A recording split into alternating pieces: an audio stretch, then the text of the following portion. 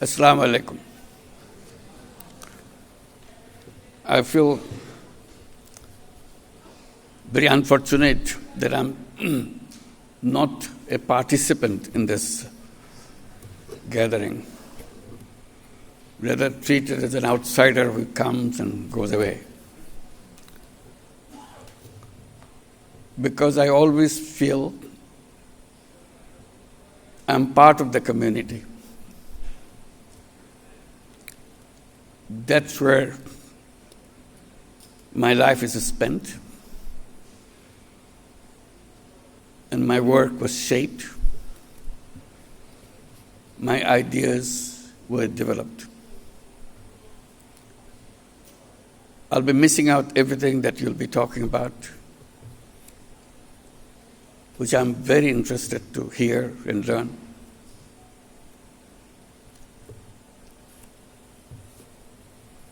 And I want to thank World Bank for organizing this.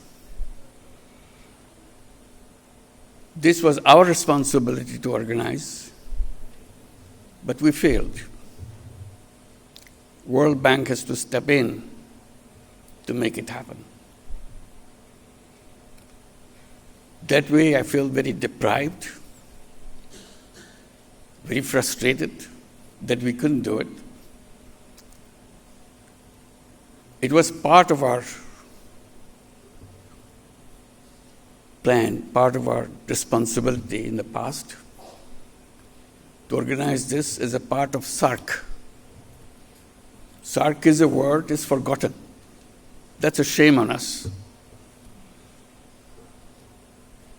This was supposed to be the idea of SARC, that we get together and make exchanges and learn from each other. For some very difficult to understand reason, we have to stop that. And ever since I has taken the responsibility in the government, I'm repeatedly reminding that we must get back to SARC. That's where our family belongs to. And I will not give up repeating that appeal to the governments of the region.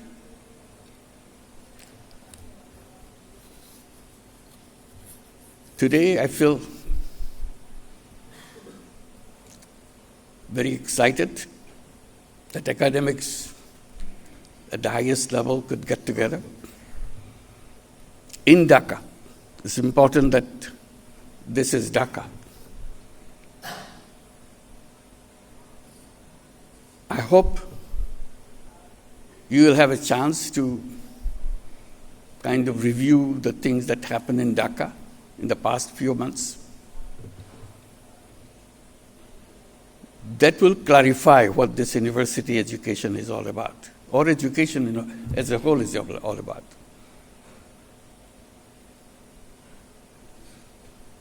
I'm here, my colleagues are here, because something happened in Dhaka. Otherwise, there's no reason for me to be here, for my colleagues to be here. And I thought that will be the core of the subject to be discussed in this gathering. Who are these young people that we are dealing with?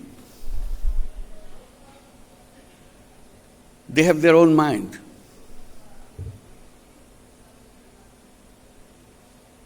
They stood up and raised their voice and brought down the ugliest fascist regime you could ever think of, given their lives. It would be a missed opportunity if you don't spend some time on understanding what they did a few months back on this very city. What was their expectation? what was their aspirations, why did they stood up in front of guns and gave their lives, knowingly it will happen. And one school student actually wrote a letter to the mother. Mom, forgive me. Dad, forgive me. I'm going to the street, joining my friends. You tried to stop me with a high school kid. You tried to stop me, but I thought again and again. I'm not a coward.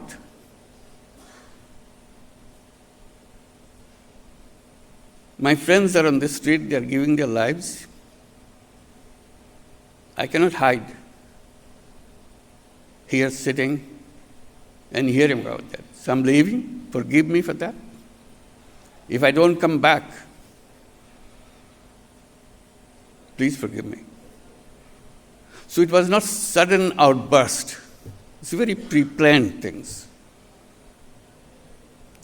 I wish you will have some occasion to see the videos of the things that happened in the city of Dhaka. These are not new. It happened in Sri Lanka.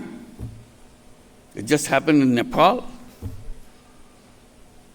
It happened in a big way in Dhaka. So what does education mean? What this university means? What the role of the teachers are all about?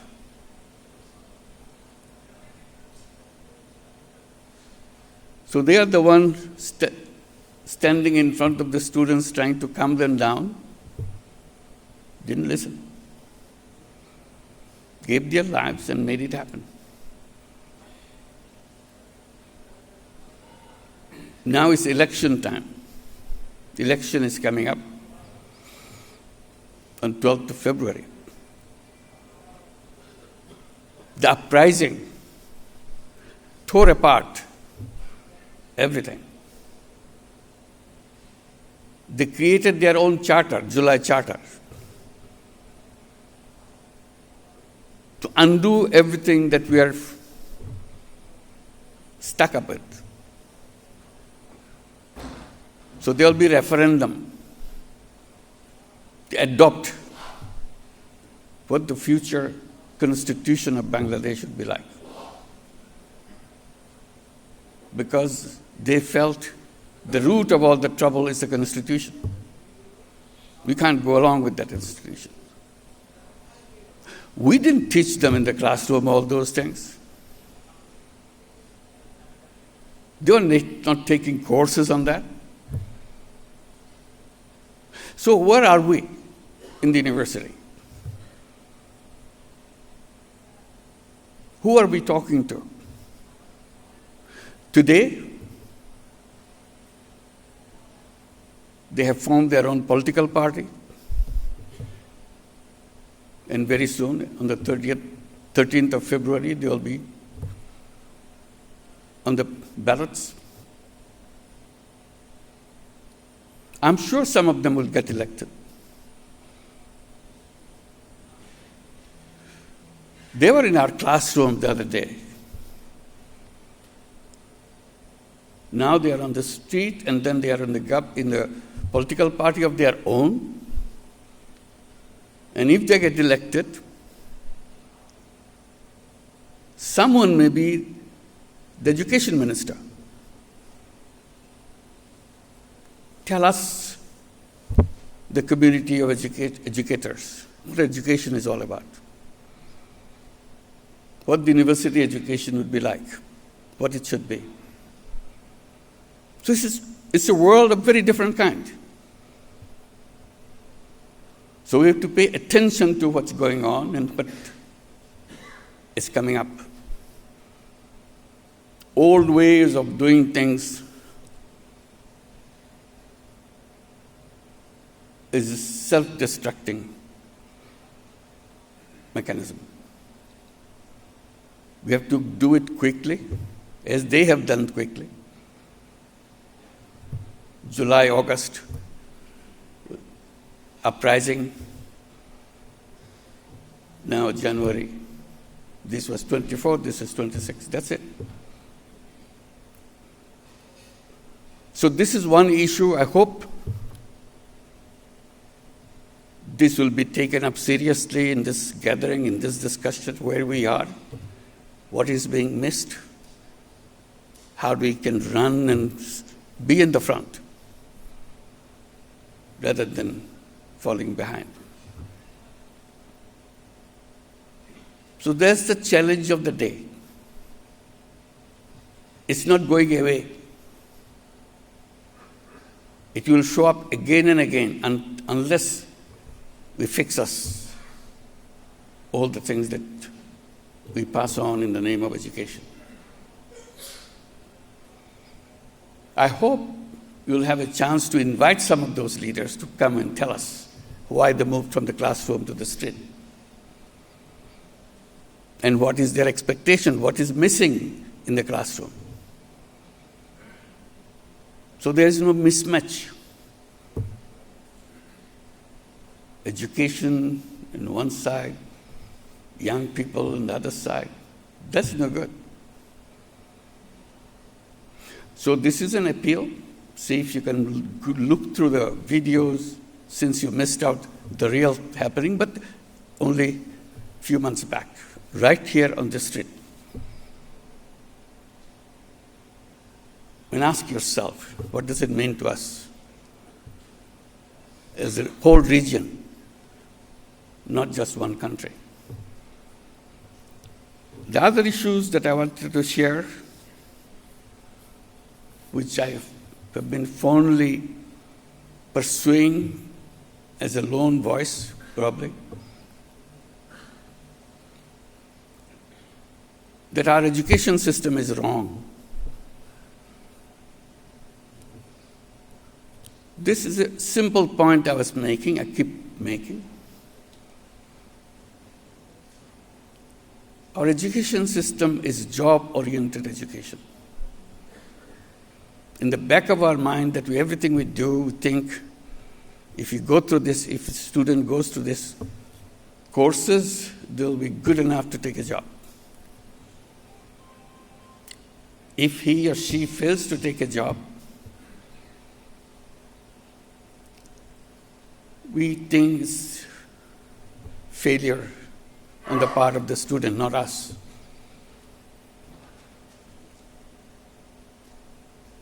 Why do we design a job-oriented education? That you have to have a degree to go to the job market so that they find you appropriate candidate.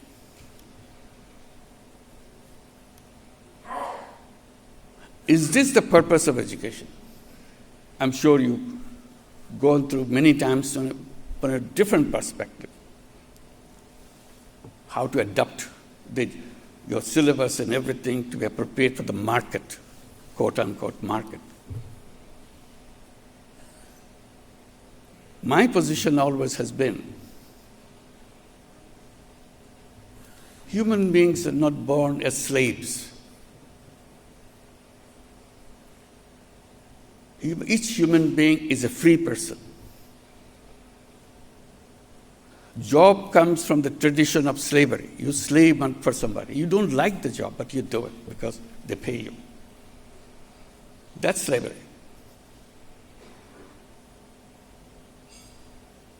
My lonely voice is saying that human beings are born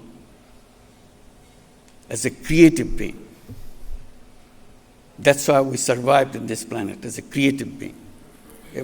From the very day we are born, we are creative. Even as a baby, we are creative. Creativity is essence of human being. Job is the negation of it. It takes away your creativity. You take orders. That's slavery.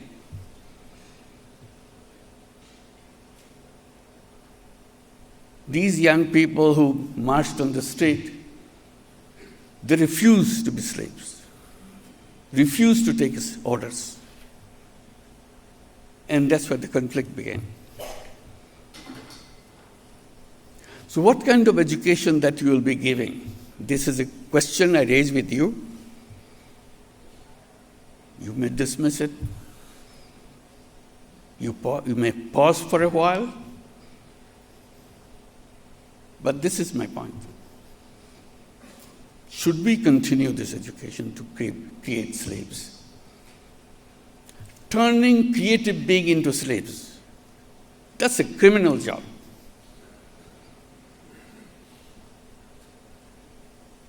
So I translated that creativity into entrepreneurship. Entrepreneur is a creative being. Why can't we teach entrepreneurs rather than job seekers? Tell young people you're not job seekers, you're job creators. You're agents of change. You create things the way you imagine.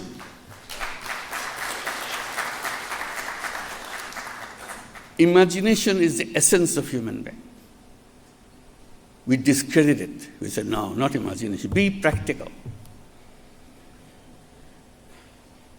Human beings are not born to be practical. They are born with enormous power of imagination. That's what drives them, makes them fall crazy. That's why they gave lives, imagination. They had nothing on the street. They had an imagination. We want to build a new Bangladesh. That's their slogan. And they were committed to it, didn't give up. Older people telling them, no, you go back to school, get some jobs. Uprising is over. Fascist regime disappeared. Now go back. They said, no, we're not going to go back. We came here for a purpose, not just throwing away a regime. We want to create the country in the imagination that we have. As you go around in Dhaka city, you'll be doing probably between sessions or after the sessions, you'll see the walls on the street. Every wall is painted. Still the painting is on. These are not artists. All these young people are not artists. Just the kids from every family. Family is not a rich family. Very mundane, everyday family is struggling with their life. The kid is coming out, having some imagination about what the country should be. That's all. Burning idea in them. So while they are fighting on the street, giving their lives, they are painting on the wall. What's wrong with this society? They draw pictures. They're not painters. They've never painted anything before. But this time they did. It's all there. Amazing expressions. You don't have them in your textbooks. They never learned from any poem or anything. Just figured it out, what this is all about.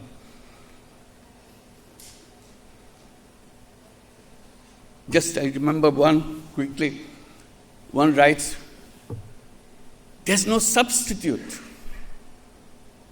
So it goes on, because there's no alternative. He gives the answer, I am the alternative. Similar thing all over Dhaka city. It's not only Dhaka city, every city in Bangladesh, you go, you see these paintings on the wall. There was no plan, there was no, somebody created this little messages. No, everybody figured out their own messages.